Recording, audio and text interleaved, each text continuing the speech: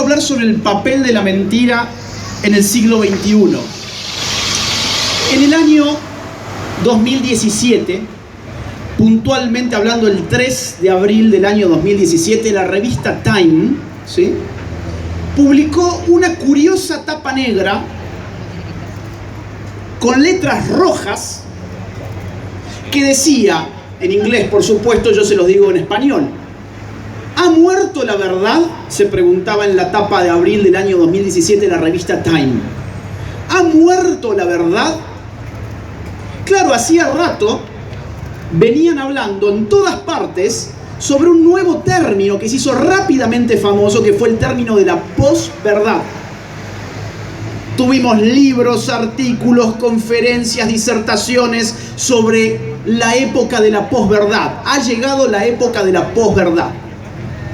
De hecho, la palabra del año del diccionario de Oxford del año 2016 fue precisamente posverdad. La palabra del año del diccionario de Oxford, del diccionario internacional de Oxford, fue posverdad. Pero ¿qué significa posverdad? Muchos dicen son los tiempos que estamos viviendo. Estamos viviendo tiempos posverdaderos. ¿Qué significa el prefijo post? Post significa después de, lo que está después de algo. El régimen postindustrial es lo que está después del régimen industrial, por ejemplo. La posmodernidad es lo que viene después de la modernidad, por más que sea difícil de definir hoy por todos los filósofos y sociólogos en general. Lo post es lo que viene después. Por lo tanto, la pregunta por la posverdad es: ¿qué viene después de la verdad? Muchos pueden pensar lo que viene después de la verdad es la mentira.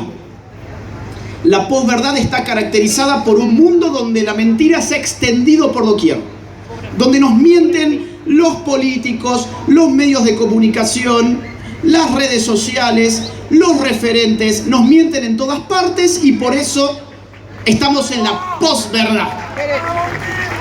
Ahora,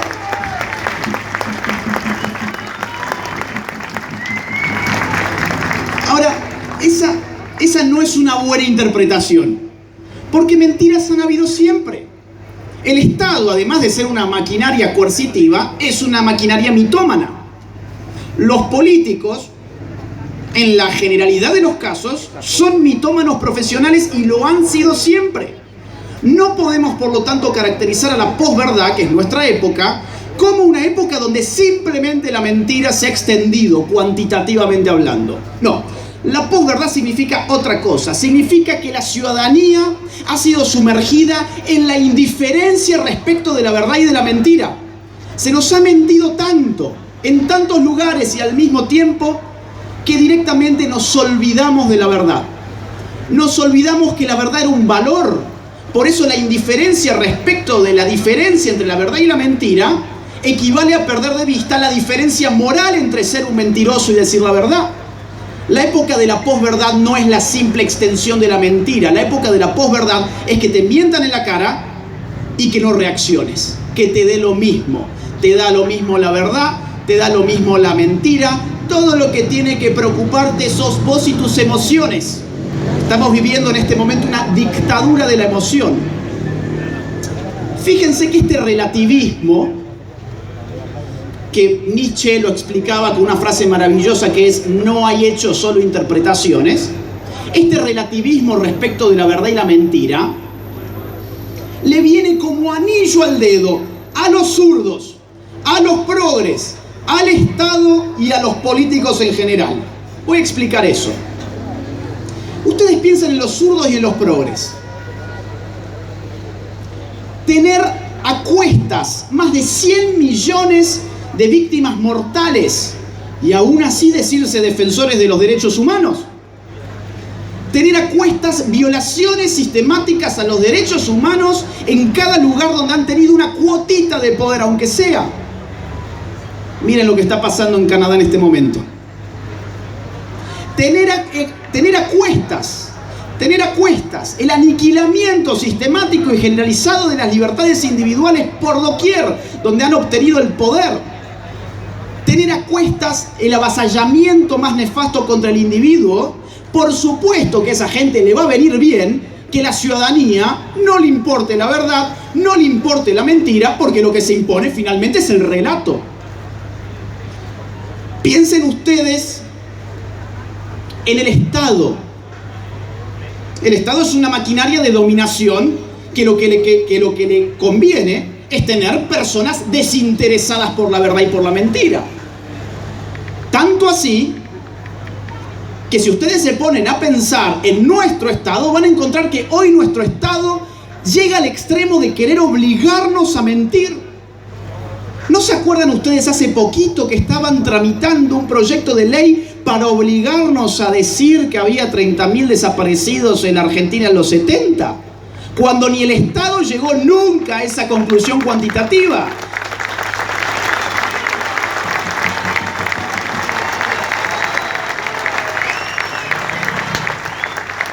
El Estado obligándote a ser un mentiroso. El Estado obligándote por ley a mentir. El Estado que tiene instituciones nefastas como INADI, una granja de zurdos, donde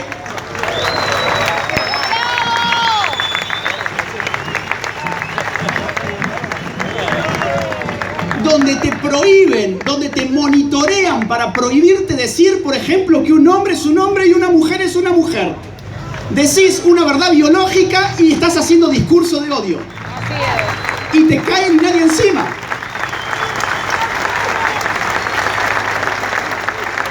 De hecho, hace muy poco, en el año 2018, en Salta, un señor de 60 años dice: yo me quiero jubilar 5 años antes, me autopercibo mujer, engaño a la sociedad, total tengo un Estado posverdadero que está interesado en obligar a la ciudadanía a mentir. Y acá en Córdoba tenemos el caso de un preso que dijo: ya no quiero estar más en la cárcel de hombres, a partir de hoy soy una mujer. Terminó en Bower, ¿sí?, en la celda de mujeres, y dejó embarazada a una presa. ¿Ustedes vieron a los medios de comunicación hacerse eco de eso? ¿Ustedes vieron a las feministas hacer sus manifestaciones? ¡No! Estamos obligados hoy a ser mentirosos por el poder del Estado. Incluso en estados anglosajones hoy hay multas dinerarias para aquellos que no utilicen pronombres de género adecuados al lenguaje inclusive, ¿sí? Multas. Y en España, un juez de Madrid sale a prohibir la circulación de un autobús que había cometido el pecado de decir: los niños tienen pene, las niñas tienen vulva, que no te engañen. Solamente un par de ejemplos para que ustedes vean que en este mundo posverdadero el Estado es el primer mentiroso, que no solamente quiere hacerte cómplice de su mentira, sino que quiere que vos seas el mentiroso en primer lugar. Y piensen ustedes en la casta política. Al político le conviene tener gente que no se preocupe por la verdad y la mentira. Porque cuando la gente no se preocupa por la verdad y la mentira, el político en campaña hoy puede decirte: ¿sabes qué? Yo quiero bajar impuestos, yo quiero más libertad para los privados, yo quiero menos gastos públicos, yo soy tan liberal como Javier Milei, pero yo tengo buenos modales, soy políticamente correcto. ¡No! Y mucha gente va y vota esos chantas, ¿sí? Los vota, y después pasaron las elecciones y el chanta sabe que nadie le va a pasar factura.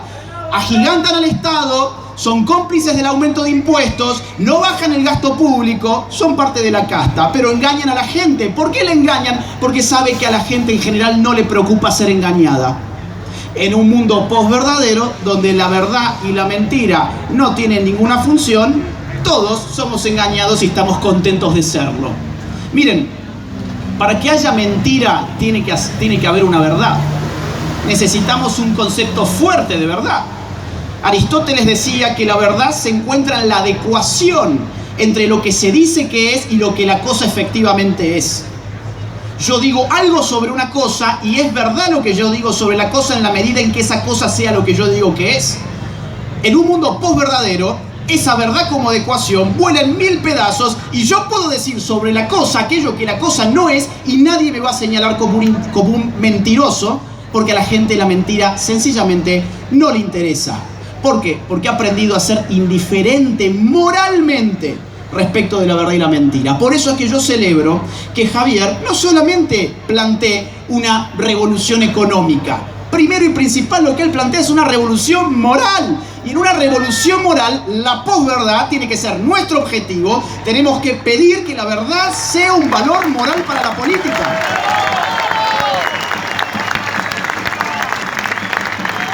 Algunos apuntes más y les juro ya, los dejo en paz y viene Javier. Miren, ¿saben qué es lo que más sufre la mentira? Lo que más sufre la mentira es el sistema democrático, ¿sí? ¿Por qué el sistema democrático sufre la mentira? ¿Por qué el sistema democrático es incompatible con la mentira? Pues porque la democracia moderna es representativa. ¿Qué significa que sea representativa? Bueno, que acordamos que es imposible que todos entremos, por ejemplo, en el Congreso, porque no cabemos, y por lo tanto seleccionamos representantes. ¿Qué significa representar? Significa hacer presente aquello que está ausente. El representante tiene la misión de trasladar la voluntad de sus votantes adentro del recinto, porque eso se llama representar. Cuando hay mentira, cuando la mentira es lo que domina la política y el político no es más que un mitómano profesional, esa correa de transmisión de voluntades que significa el mecanismo representativo se viene abajo. El político dice que va a hacer una cosa, después hace otra. ¿Y qué pasa con el ciudadano? El ciudadano queda desencantado con la política. La democracia no puede hacer pie donde el ciudadano no participa.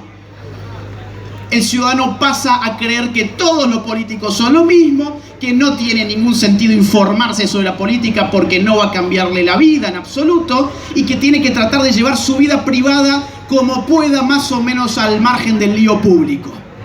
Esa indiferencia, los griegos, los antiguos griegos, la llamaban idiotismo.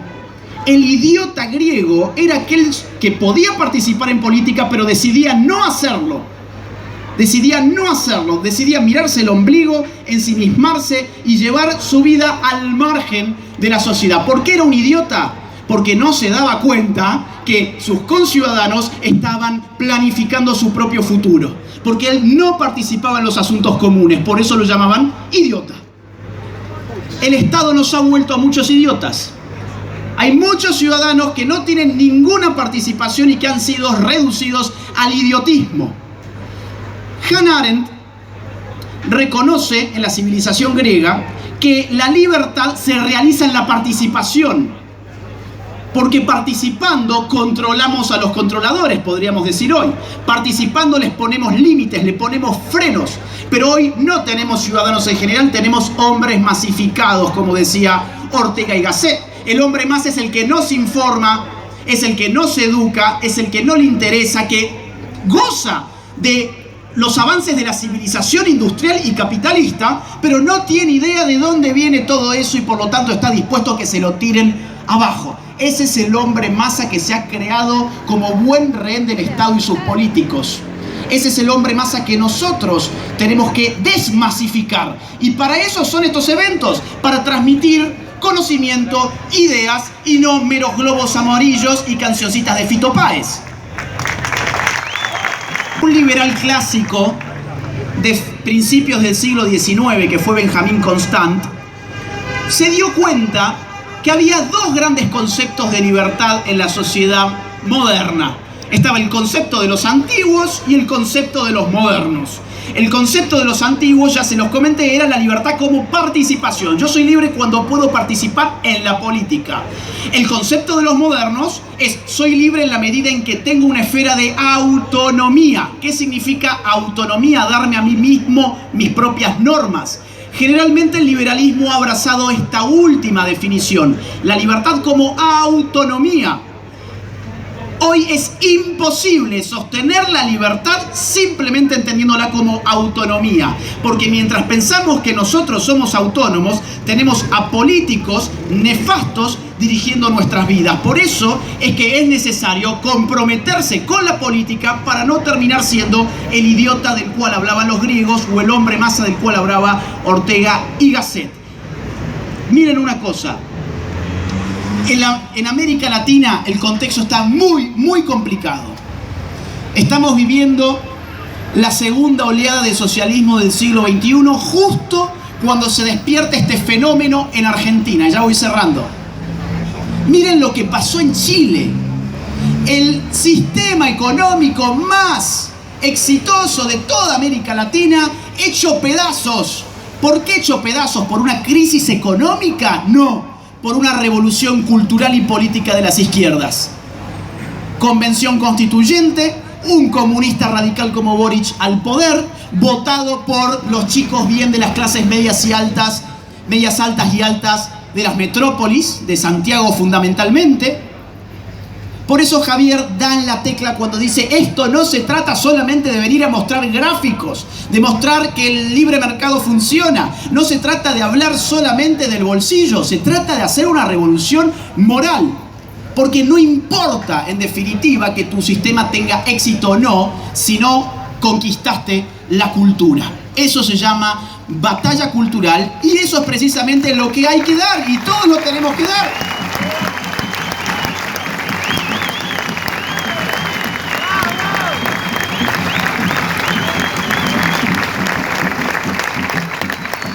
Miren, no hay excusas acá. La batalla cultural y política se tiene que dar desde las redes, desde la familia, desde las iglesias, desde la escuela, desde las universidades, desde los medios. Hay que utilizar todo ámbito de influencia que tengamos para hacer una revolución cultural en la República Argentina. Fíjense lo que es el contexto en el que estamos insertos. López Obrador, un socialista energúmeno en México. Boric, Chile. Perú, ganó un maoísta como Pedro Castillo.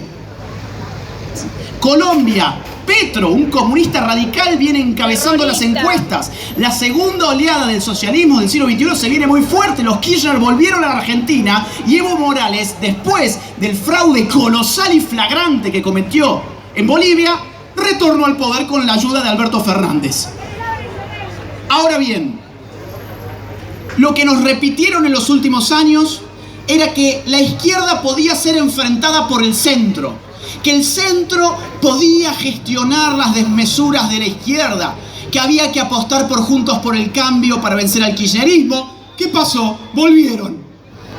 Que había que apostar por el piñerismo en Chile. ¿Qué pasó?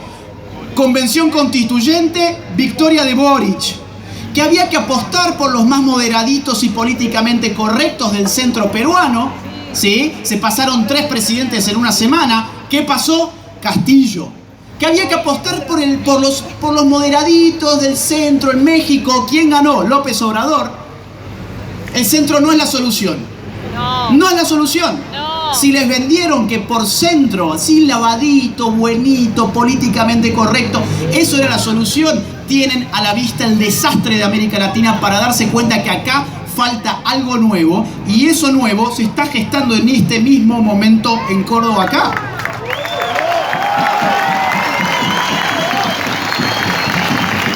Cierro. La verdad es importante. Hacer una revolución moral en la Argentina como la que quiere hacer Javier Milei implica rescatar un sentido fuerte de la verdad. Y si alguien molesta y ofende la verdad, lo siento mucho. No nos debemos a los mentirosos, los repudiamos, les tenemos que hacer pagar por sus mentiras. Esa es la revolución moral que tiene que venir en la Argentina.